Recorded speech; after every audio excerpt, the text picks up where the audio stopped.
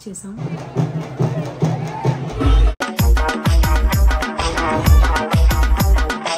So మేమైతే పోషమ్మ తల్లికి ఒడిబియ్యం కలుపుతున్నాం.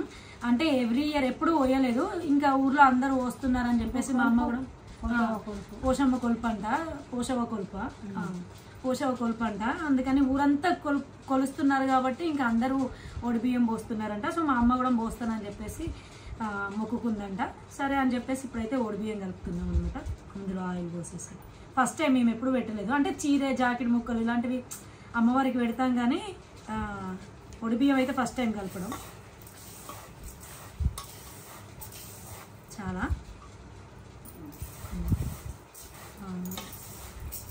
టూటెమ్మ రావట్లేదు. సో మార్నింగే ఒడిబియ్యం అయితే జనాలు బాగుంటారని ఇప్పుడు కలిసిపోతాను.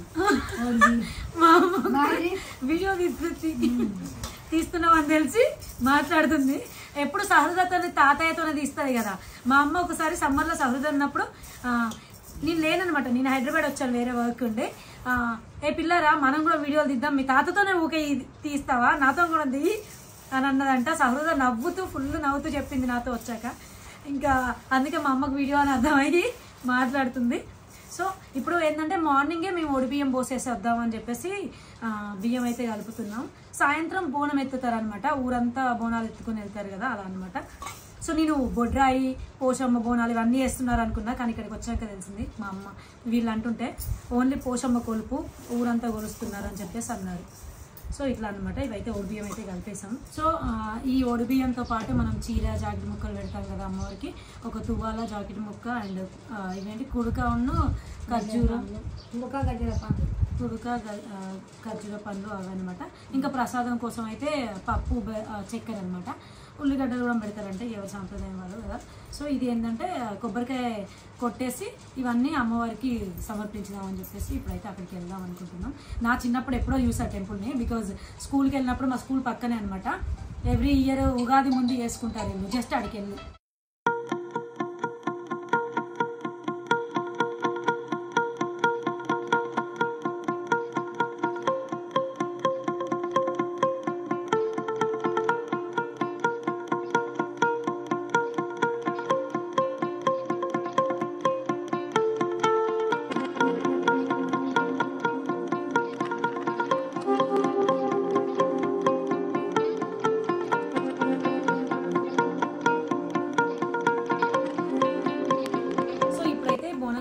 ఇది కాబట్టి దీన్ని అయితే తయారు చేసుకోవాలి. అంటే కొంచెం పసుపు కుంకుమ పెట్టేసి డెకరేట్ చేసుకోవాలన్నమాట. ఇది ఏంటంటే దానిపైన పెడతారు కదా చిన్న, దీన్ని ఏమంటారు, కడువనా ఏదో అన్నం ఇందాక, చిన్న కడుముంత అంటారంట, ముంతలు ఇది రెండు. సో అలా చిన్నప్పుడు అనేది ఇది. అంటే మా ఇంట్లో కూడా ఫస్ట్ టైం అని అనుకుంటాను తెలిసి, ఎక్కడన్నా వేములవాడ కొమరవెల్లికి వెళ్ళాక అక్కడ బోనం చేసి పెట్టేస్తారు అక్కడే, అది చూసాను. బట్ ఇంట్లో చేయడం అయితే ఫస్ట్ టైం. సో ఇప్పుడు దీన్ని కుంకుమ పసుపుతో మంచిగా అలంకరించుకుందాం.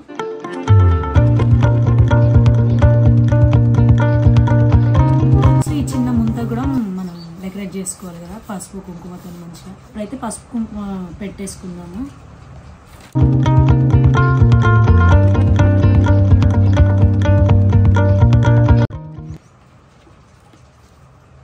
ఏదో ట్రై చేస్తున్నాం వీడియోలలో చూసి నేనైతే. ఇది అవుతుందా కాదా అనుకున్నాను. అంటే ఆయన జస్ట్ ట్రై చేయడమే కదా, ఎప్పుడు చేయలేదు కదా అని ఆలోచించాను.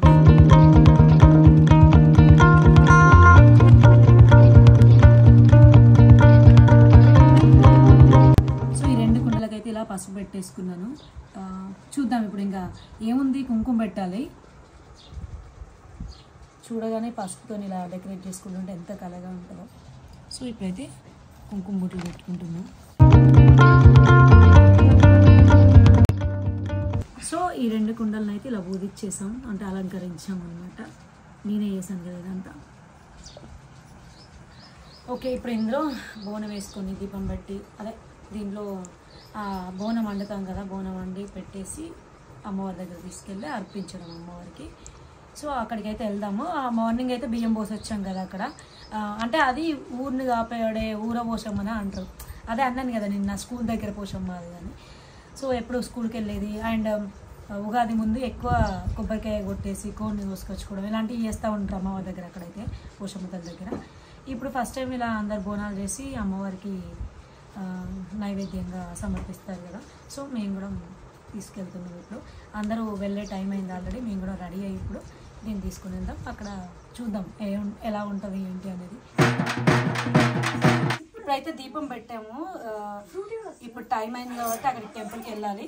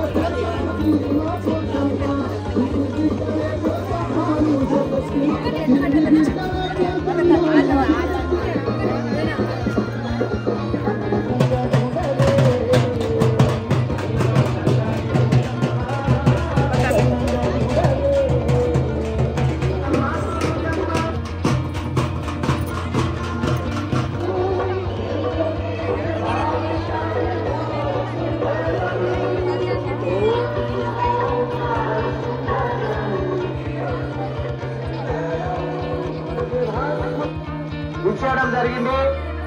మరి దానికి గాను గౌరవనీయులు పెద్దలు మన వెన్నంపల్లి ముద్దు బిడ్డ అయినటువంటి గౌరవశ్రీ జిన్న శ్రీనివాసరెడ్డి గారు 1,16,000 రూపాయలు మరి వితరణగా ఇవ్వడం జరిగింది. నా చిన్నప్పటి నుండి ఫస్ట్ టైం చూస్తున్నా మా ఊర్లో పోచమ్మ కొలుపు ఇంత ఘనంగా జరగడం అనేది.